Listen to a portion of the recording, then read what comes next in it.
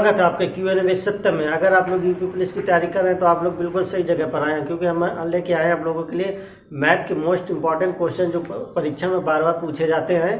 तो जिसका ये प्रैक्टिस सेट नंबर 2 रहेगा। अगर आप लोगों ने इससे पहले का प्रैक्टिस सेट नहीं देखा तो चैनल पर जाकर आप लोग देख लीजिएगा जाके। हम सारे ही क्वेश्चन एकदम शॉर्ट ट्रिक से करवाएंगे, कोई बेसिक का इस्तेमाल नहीं करेंगे। तो चलिए आज की क्लास शुरू करते हैं, जिसका पहला क्वेश्चन आप लोगों को बोर्ड पर दिख गया होगा। तो देखिए पहला क्वेश्चन क्या है।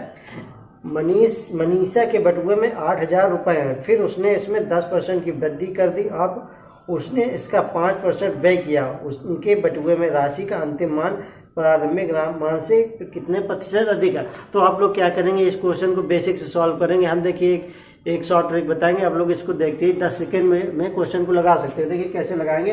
देखिए इसमें वैल्यू दे रखी है 8,000 रुपये। तो हम क्या करेंगे, जो 8,000 रुपये दे रखे हैं, 8,000 रुपये दे रखे हैं, हम इसका कहीं भी इस्तेमाल ही नहीं करेंगे। इस 8,000 का कुछ कहीं भी इस्तेमाल नहीं करेंगे, क्योंकि जब हमसे परसेंटेज में वैल्यू पूछ रखा है तो हम परसेंटेज से ही सॉल्व करेंगे।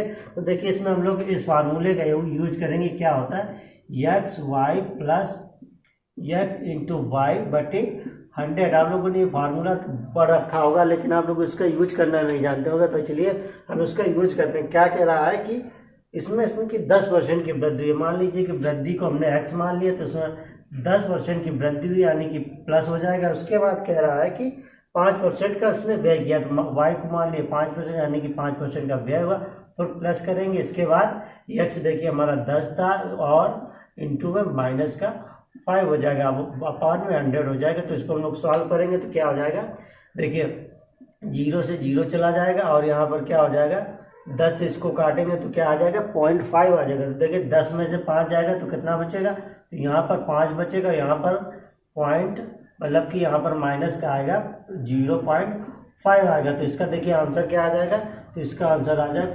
4.5 आंसर आ जाएगा। देखिए हमने जो वैल्यू दे रखी थी उसका कहीं भी यूज नहीं किया और क्वेश्चन कितनी आसानी से हो गया। अगर आप लोग खुद से ट्राई करेंगे तो ज़्यादा से ज़्यादा 5 सेकंड लगेंगे। तो इसका आंसर हो जाएगा ऑप्शन नंबर 3। चलिए अगला क्वेश्चन देखते हैं। अगला क्वेश्चन आप लोगों को बोर्ड पर आ गया होगा, तब तक मैं साफ करता हूँ। आप लोग नेक्स्ट क्वेश्चन ट्राई कीजिए।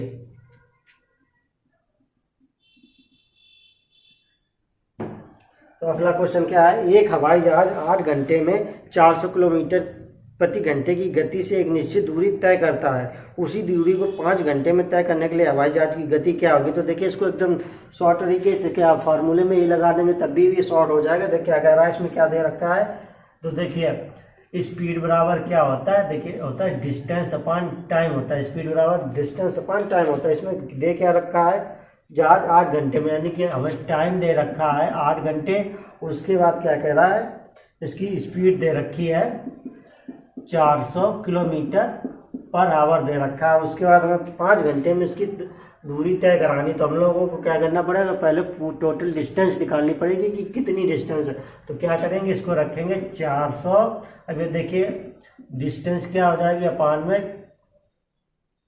अपान में क्या हो जाएगा, देखिए इसमें 8 समय दे रखा है 8, तो इसका इधर मल्टीप्लाई करा देंगे तो 400 गुणे 8 डिवाइड में हमको क्या करना है, हमें इसको 5 घंटे में तय कराना है। तो हम लोग गुणा भाग नहीं कराएंगे, सीधे इसमें क्या करेंगे 5 से डिवाइड कर देंगे। तो जब हम 5 से डिवाइड करेंगे तो क्या आ जाएगा, 5 8 40, यानी कि यहाँ पर हो जाएगा 80।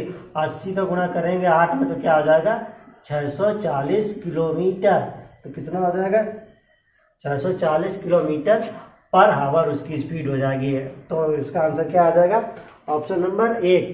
तो चलिए आप लोगों के स्क्रीन पर दूसरा क्वेश्चन आ गया होगा, तो आप लोग उसको ट्राई कीजिए। तब तक मैं इसको क्या करता हूँ, क्लियर कर देता हूँ।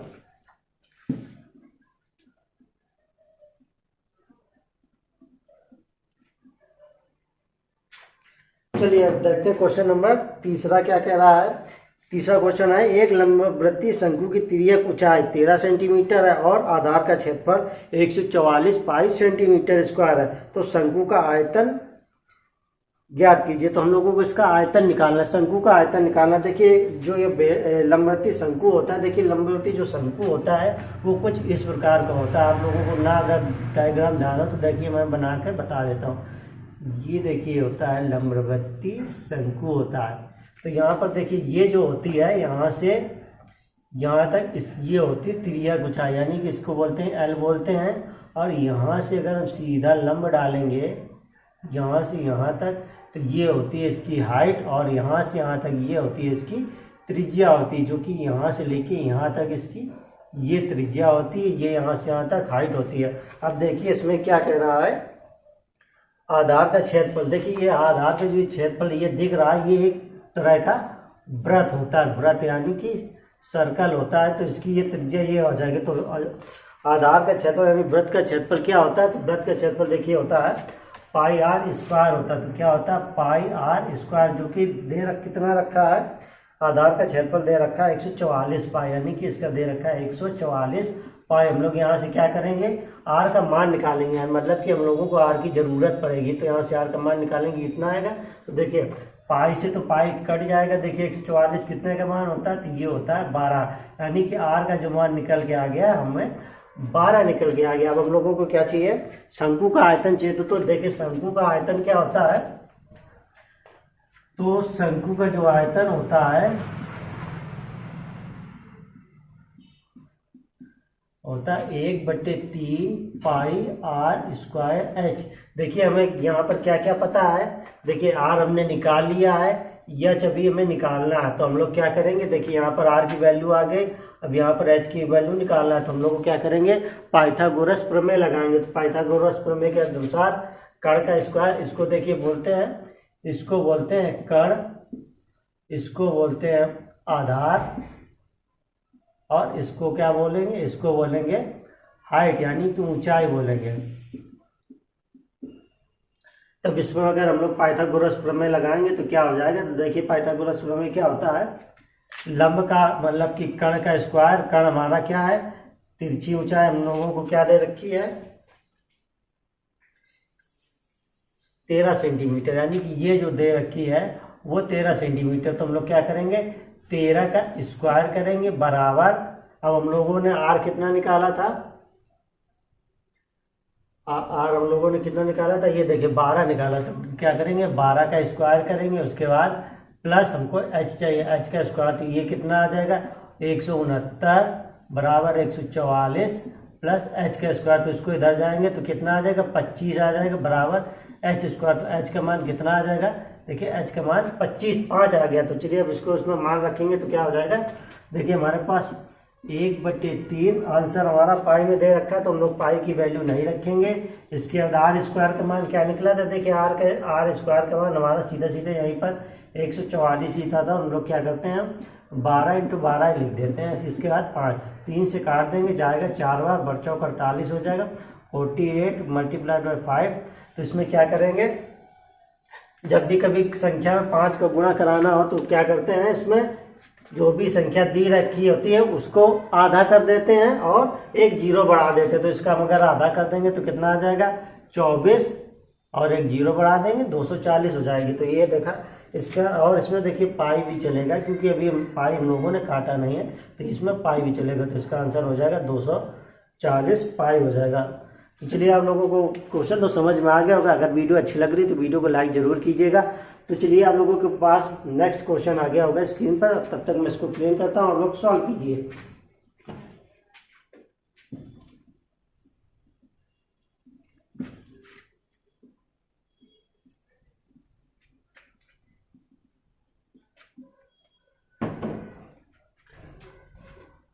देखिए अगला क्वेश्चन क्या कह रहा है, 4 पुरुष एवं 6 महिलाएं 8 दिन में एक कार्य को पूर्ण करते हैं, जबकि 3 पुरुष एवं 7 महिलाएं इसे 10 दिन में पूर्ण करते हैं। तो 10 महिलाएं एक साथ काम करके इसे कितने दिनों में पूर्ण करेंगे। तो सबसे पहले इस क्वेश्चन को सॉल्व करने के लिए हम लोगों को पहले महिला और पुरुष की हम लोगों की क्षमता निकालनी पड़ेगी। तो क्षमता निकालने के लिए हमें कुछ नहीं करना है, जैसे जैसे क्वेश्चन में बोल रहा हम लोगों को सिर्फ वैसे वैसे लिखते चले जाना। तो क्या करना है, कह रहा है 4 पुरुष, तो हम क्या लिखेंगे 4 पुरुष, यानी कि 4 पुरुष प्लस इसके बाद क्या कर रहा है 6 महिलाएं। तो 6 महिलाएं, 4 पुरुष 6 महिलाएं टोटल काम कितने दिन में करती हैं, तो ये करती हैं 8 दिन में करती हैं। उसके बाद क्या कहा,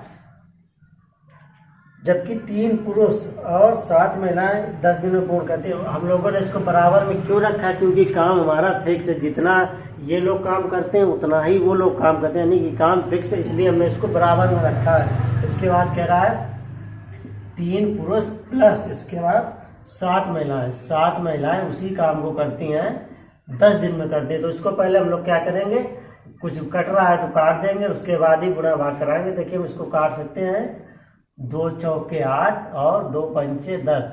इसको अब इसके अलावा तो अभी हम काट नहीं सकते हैं, 2 और नहीं काट सकते तो गुणा कराएंगे। 4 चौके 16 पी, 4 चौके यहाँ पर हो जाएगा 16 पी प्लस 6 चौके 24 एम बराबर हो जाएगा 15 पी प्लस में 5 सत्ते 35 यम हो जाएगा। तो क्या करेंगे, इसको इधर ले जाएंगे, पुरुष को एक तरफ कर लेंगे और महिला को एक तरफ कर लेंगे।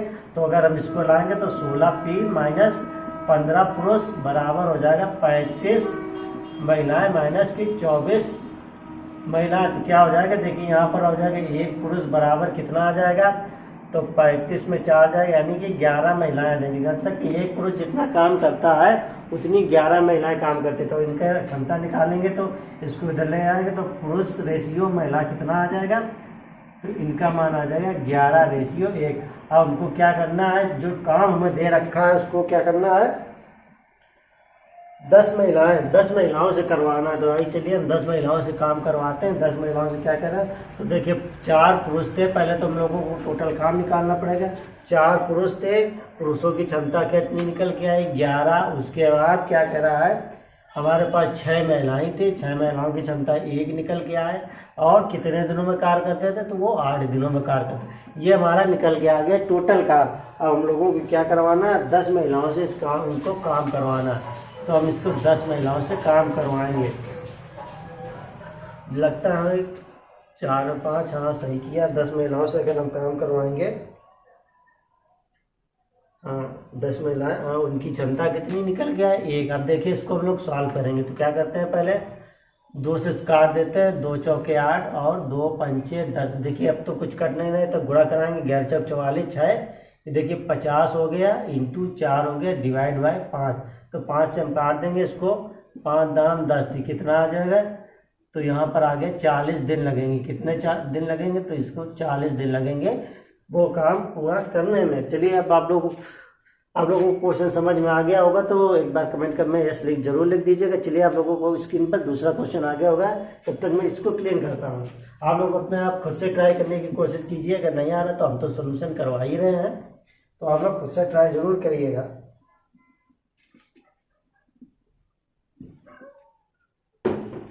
तो अगला क्वेश्चन है आपकी स्क्रीन पर, एक नाव ने धारा के प्रतिकूल 24 किलोमीटर और धारा के अनुकूल 20 किलोमीटर दूरी तय की है। यदि स्थिर जल में नाव की चाल 6 किलोमीटर प्रति घंटा और धारा की चाल 4 किलोमीटर प्रति घंटा है तो संपूर्ण यात्रा पूरी करने में लगा कुल समय ज्ञात करना है। तो देखिए क्या कह रहा है, धारा के प्रतिकूल, मान लीजिए ये कोई नदी है, देखिए हम नदी बनाते हैं पहले, बाद में क्वेश्चन सॉल्व करेंगे। ये मान लीजिए कोई नदी है और पानी जो है इधर से इधर की ओर बह रहा है, यानी कि पानी की जो दिशा है वो इस तरफ को, यानी कि पानी जो है इधर को जा रहा है। इसके बाद क्या कह रहा है, जब बोलेगा धारा के अनुकूल, यानी कि कोई नाव, मान लीजिए यहाँ पर ये कोई नाव है, ये नाव है, इसमें कोई नाविक बैठा है, ये चला रहा है। अब जब बोलेगा अनुकूल, धारा के अनुकूल, तो जब धारा के अनुकूल बोलेगा यानी कि जिस दिशा में पानी बह रहा है उसी दिशा में वो व्यक्ति भी जाएगा। उसके बाद कह रहा अगर बोलेगा प्रतिकूल यानी कि जब धारा के विपरीत जाएगा, तो जब भी धारा की दिशा में जाएगा तो उसमें जो धारा की नाव की चाल मान लेते हैं, नाव की चाल x होगी तो धारा की चाल y होगी, यानी कि धारा के जब अनुकूल जाएंगे तो दोनों चालें जुड़ जाएंगी और जब धारा के प्रतिकूल जाएंगे तो दोनों चालें क्या होंगी, आपस में घट जाएंगी।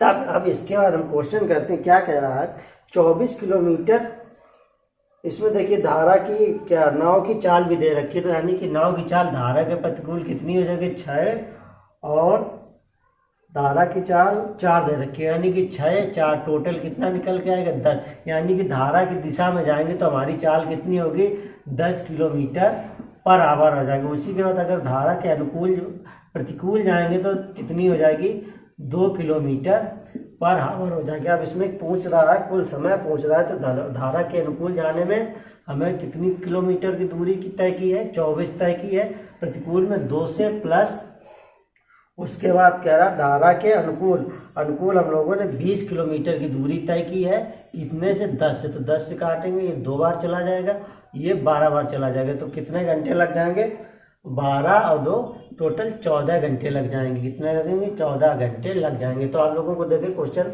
लग रहा होगा कि बहुत टाइम लग रहा है, थोड़ा समझाने में लग जाते हैं इसलिए इतना टाइम लग गया। तो चलिए आप लोगों की स्क्रीन पर अगला क्वेश्चन आ गया होगा, तो आप लोग क्वेश्चन ट्राई कीजिए, तब तक क्लीन करता हूँ इसको।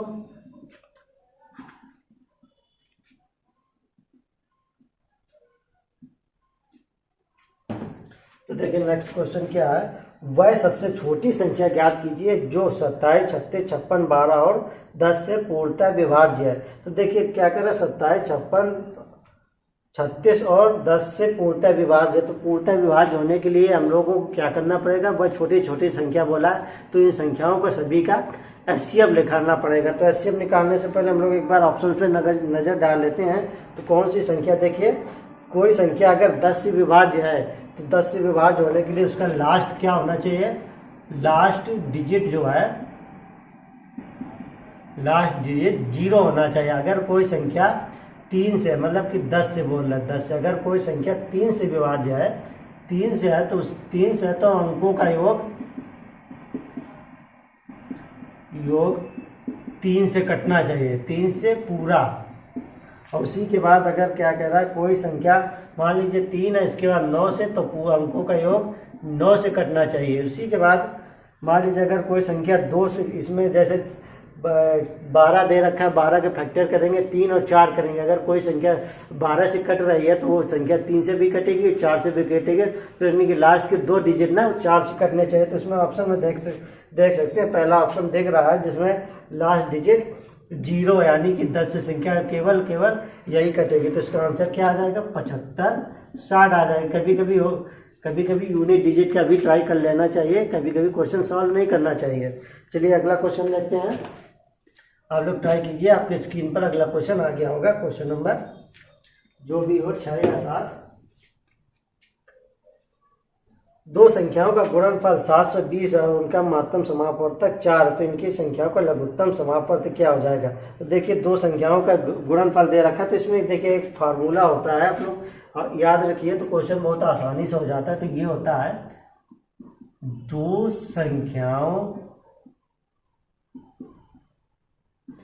का गुणनफल बराबर होता है एलसीएम इंटू HCF होता है। तो देखिए दो संख्याओं का गुणनफल बराबर होता है एलसीएम इंटू HCF होता है। तो देखिए इसमें दो संख्याओं का गुणनफल दे रखा है 720 दे रखा है, उसी के बाद एलसीएम भी दे रखा है, मतलब एलसीएम निकालना है तो एलसीएम हम लिख लेंगे एलसीएम। इसके बाद HCF कितना दे रखा है 4 दे रखा है, तो इसको 4 से काट देंगे तो कितनी बार जाएगा 4 एकम 4, 4 अट्ठे 32, तो एलसीएम हमारा कितना निकल के आएगा, तो एलसीएम निकल के आएगा 180 निकल के आएगा, ऑप्शन नंबर ए हो जाएगा। तो चलिए अब क्वेश्चन देखते हैं नेक्स्ट को। एक नल किसी टंकी को आधे घंटे में भर सकता है, एक रिसाव 1.5 घंटे में टंकी को खाली करने में सक्षम है। यदि दोनों एक साथ खोले जाते हैं तो तब टंकी कितने समय में भर जाएगी। तो चलिए देखते क्या कह रहा है, एक नल किसी टंकी को आधे घंटे में भर सकती है। मान लीजिए कोई एक नल है, नल जो है ए है, उसको टंकी को आधे घंटे में भर सकती है। उसी के बाद कह रहा है यदि एक रिसाव के कारण टंकी जो 1.5 घंटे में भर सकती है, मतलब खाली हो सकती है, तो दूसरा है जो कोई है वो उसमें पानी को निकाल रहा है, तो 1.5 घंटे को क्या लिखेंगे, एक सही 1/2 लिखते हैं, तो इसको किस प्रकार के 2 एकम 2, यानी कि इसको 3/2 लिखेंगे। तब तो हम लोग क्या करेंगे, इन दोनों इनका एलसीएम लेंगे, तो एलसीएम हमारा कितना आ जाएगा, तो एलसीएम हमेशा ऊपर वाली संख्याओं का लेंगे, तो टोटल कितना आ जाएगा, तो एलसीएम हमारा आ जाएगा 3, यानी कि क्षमता हो जाएगी 3। ये जो है ये निकल के आई टंकी की क्षमता हमें चाहिए, ये इसी काम को कितने दिन में करेगा। तो मान लीजिए 3 है, 3 को अगर a/2 से कराएंगे तो a की क्षमता कितने आ जाएगी, ये ऊपर चला जाएगा तो a की क्षमता आ जाएगी, a की जो क्षमता आएगी वो आएगी 6। उसके बाद b कितना खाली कर रहा है, तो देखिए 3 है, 3 में 3/2 से करेंगे तो 3 से 3 काट देंगे, तो b क्या कर रहा है, b जो है -2 कर रहा है। क्या कहा है कि यदि दोनों एक साथ खोले जाते हैं, अगर मान लीजिए दोनों को हम लोग एक साथ खोलेंगे तो टोटल कितना आ जाएगा, 6 में 4 चला जाएगा, यानी कि टंकी जो है वो खाली नहीं होगी, टंकी भर जाएगी। तो हमें 3 टंकी भरना है 4 की क्षमता से, तो कितनी देर में भरेगी। ये देखिए क्या है हमारा, ये हमारा दे रखा है, 1 घंटा निकाला था हम लोगों ने, क्योंकि इसमें क्षमता हम लोगों ने ये घंटे में मानी थी। अब हम लोग इसको क्या करेंगे, मिनट में मानेंगे। तो मिनट में मानने के लिए क्या करेंगे, इसमें हम लोग 60 का गुणा करा देंगे। तो क्या हो जाएगा, इसको 4 से काट देंगे तो ये हो जाएगा 15, तो 15 × 45 मिनट, यानी कि जो टंकी है वो 45 मिनट में पूरी भर जाएगी। तो आप गुणोत्तर श्रेणी में पहला पद 10 है और चौथा पद 270 है। सार अनुपात ज्ञात कीजिए। देखिए ये एडवांस का क्वेश्चन देखते ही आप लोग बहुत लोग इस क्वेश्चन को छोड़ देंगे, जबकि इन क्वेश्चन में कुछ भी नहीं होता है, बिल्कुल आसान क्वेश्चन होते हैं एडवांस क्वेश्चन। क्या कह रहा है, गुणोत्तर श्रेणी। तो गुणोत्तर श्रेणी को क्या करते हैं, ज्योमेट्रिक प्रोग्रेशन बोलते हैं। तो जिसका पहला पद क्या कह रहा है, तो देखिए गुणोत्तर श्रेणी का पहला पद हम लोग ये मानेंगे, दूसरा पद मानने के लिए इसमें क्या करते हैं, सार अंतर ऐड कर देते हैं। अगर तीसरा पद बोलेंगे तो इसका हो जाएगा 1 और स्क्वायर, और चौथा पद क्या हो जाएगा, r का क्यू हो जाएगा। अब इसका अगर अनुपात बोलता है, देखिए इसका अनुपात क्या होता है, दूसरा पद बटे पहला पद, यानी कि दूसरे पद में पहले पद से भाग दे देंगे तो ये क्या होगा, ये अनुपात हो जाएगा। यही अनुपात होगा। हम कोई भी लगातार 2 संख्या लेके हम लोग भाग करके निकालेंगे तो उनका जो अनुपात होगा वो हमेशा ही बराबर निकलेगा। चाहे इसको लेके निकालेंगे, जैसे कि 1 r³ बटे अगर r² निकालेंगे तब भी वही निकलेगा, अगर इसको लेके निकालेंगे तो तब भी वही निकलेगा। तो हम लोगों को क्या निकालना है, a बटे r। देखिए r हमारा क्या है, तो कह रहा है पहला पद। तो पहला पद हमारा कितना है, तो पहला पद देखिए मैंने 10 माना है, और तीसरा पद क्या है, चौथा पद हमारा कितना है, तो चौथा पद हमारा है 270 माना है। तो ये है। अब हम लोगों को क्या निकालना है, सार अनुपात निकालना है। तो देखिए पहला पद, तो चौथा पद हमारा क्या है, ar³ बराबर है 270।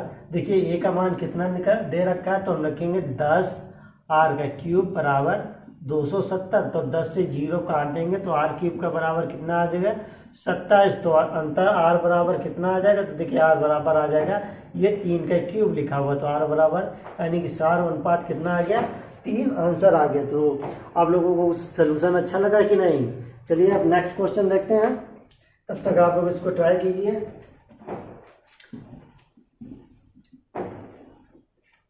नेक्स्ट क्वेश्चन है,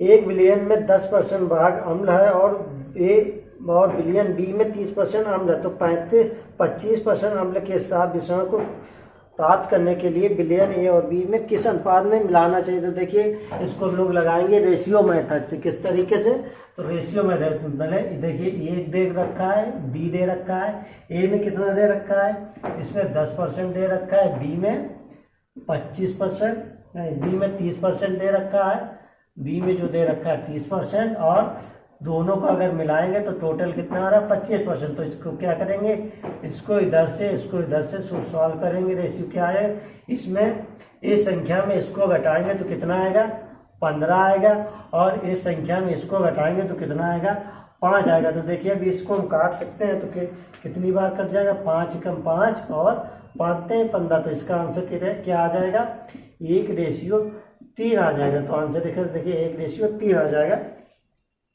चलिए हम लगता है 10 क्वेश्चन हो गए हैं। तो आप लोगों को अगर वीडियो अच्छी लगी हो तो वीडियो को लाइक जरूर कीजिएगा, और ऐसे ही मोस्ट इम्पॉर्टेंट क्वेश्चन की क्लासेस देखने के लिए चैनल को सब्सक्राइब जरूर कीजिएगा। वीडियो देखने के लिए आपसे